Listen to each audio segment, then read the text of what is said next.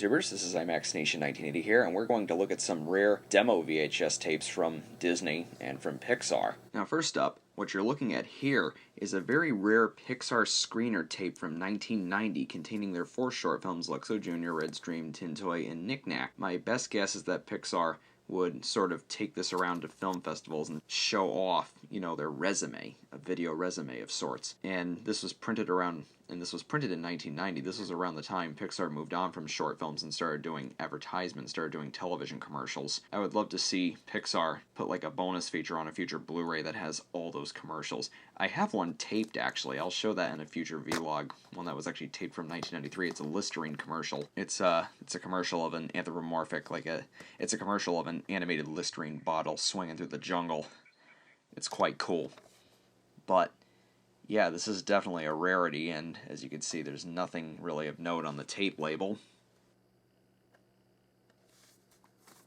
There's nothing of note on the Pixar demo tape, other than the 4 short films, that is, but in the top right-hand corner of each presentation, you can see the Pixar logo. I don't know why it's there, but who knows? There are no, bumpers or things in between the shorts. It's just the 4 shorts with that Pixar logo in the top right-hand corner. And, of course, it contains the original, unaltered version of Knick Knack. This is where you can view the original version, along with the VHS release Tiny Toy Stories, which Disney released in 1996 to capitalize on the success of Toy Story. It's like, hey, you like Toy Story? Well, here's Pixar's first few short films. I saw that VHS years and years and years ago, before I became a full-fledged Disney VHS collector. My next-door neighbor is the very fellow who filmed my first 4 YouTube videos. He had the tape, and we were kind of looking through his videos. We were both little at the time. I think I was like 7.5 at the time, and he was maybe 5, and we were looking at his videos, and we're like, well, what are we gonna watch? And then it was like Tiny Toy Stories, and I noticed, from the creators of Toy Story, so we watched that, and that was the first time I'd ever seen, the Pixar shorts, Luxo Jr., Andre and Wally B, even though that's Graphics Group before it became Pixar, and Red's Dream, Tin Toy, Knick Knack.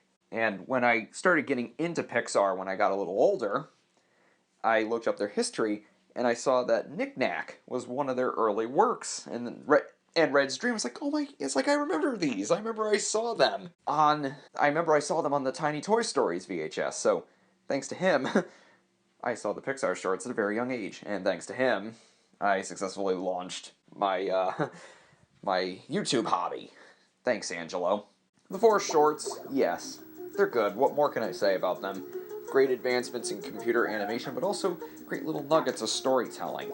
Pixar showed with these 4 short films, and Andre and Wally B, that they were able to take that new technology and tell, a good story that could carry a 2-minute short. It was like prep work. But what's often not brought up is that Walt Disney Feature Animation did a similar experiment with a 1992 short, Off His Rockers. And that short was shown before Honey, I Blew Up the Kid, and I think the only way you can see it is via the Laserdisc and maybe the VHS of that film. I don't know. I gotta research that again. That's an interesting pre-Toy Story CGI experiment, as are other ones like Tony DePeltry. Okay, moving on. This is the demo VHS of The Rescuers for the film's first ever video release, and of course that was in the Classics line because in 1992 the Classics line was still going strong. And one big difference between the demo tape and the released edition is that the demo tape uses the poster from the film's 1989 theatrical re-release. The released version uses a modified version of that artwork. And there's no artwork on the spine or on the back. It's kind of unusual because a lot of demo tapes at this time that came in clamshells, they had artwork that went from the spine to the back, but for some reason they didn't go all out with The Rescuers. And on the back you got the usual stuff here that appeals to the video store owners who got these demo tapes. Label itself has the full diamond logo, which by 1992 wasn't being used on tape labels for the released films. They stopped using that on the videotape labels, both the sticker labels and the silkscreen labels, at the end of 1991. But then it showed up again in 1994 on the silkscreen label of Fox and the Hound. But all the 92 and 93 releases didn't use it, which makes the Rescuers demo tape label a little unusual. The demo tapes never really followed the rules, even on the tapes themselves when you play them, and we'll see why in a few minutes. I've seen the opening to this demo tape before, and I'm pretty sure it's floating around somewhere.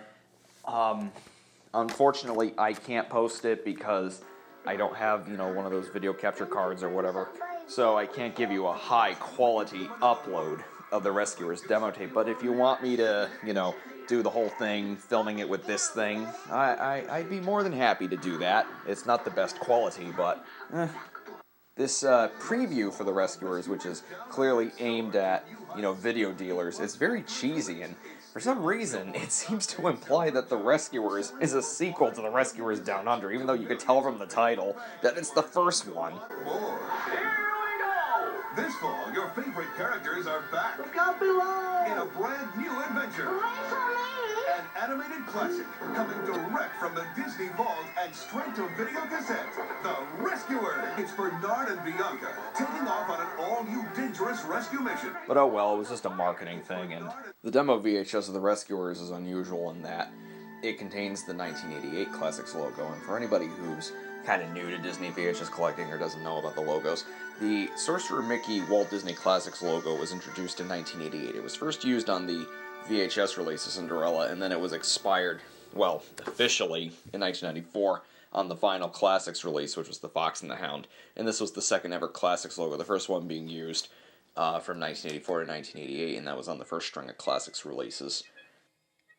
This logo also accidentally showed up a couple times after its expiration in 1994. It showed up on early printings of the Masterpiece edition of Pocahontas. It also, for some reason, shows up on the 2003 UK VHS of Pinocchio. Now that's shocking. Around 4 variants of this logo were made. The first variant has a blue, dark blue, black gradient background, and it kind of matches up nicely with the Buena Vista title card, the common one, not because the Buena Vista title card, many films had their own versions of that title card, whereas some releases from Disney, they just used a standard one that had a black and blue gradient background. So I think this one matches up nicely with that, but I guess that Walt Disney Home Video didn't think so, because the second Classics release to have the Sorcerer Mickey logo, which was Bambi in fall 1989, that had a new variant of the Classics logo where the background was all blue.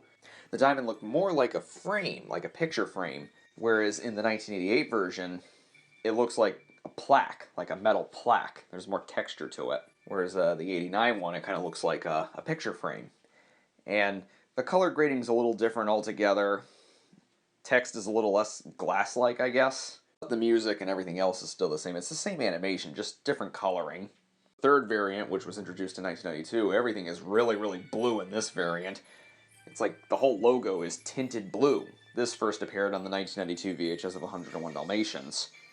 And then, the fourth variant was introduced on the Rescuers VHS in September 1992. That was the same exact logo visually, but musically, well, this is what they did to the jingle.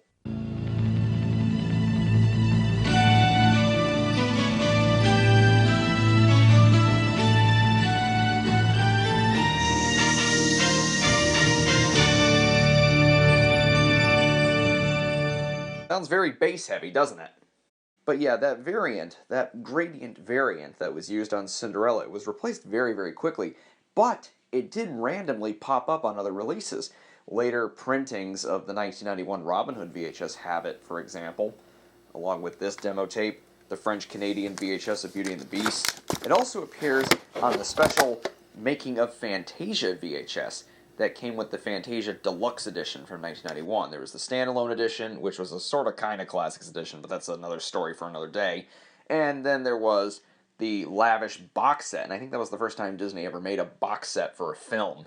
A very lavish box set, as it had all these extras, all these cool little things. I'm going to get that one day. Yeah, it's unusual that the Rescuers demo VHS used it, and not the then current 1992 variant. Avec vos personnages favoris, Donald et Dingo, envolez-vous pour l'Amérique du Sud dans une compilation trépidante. Saludos amigos!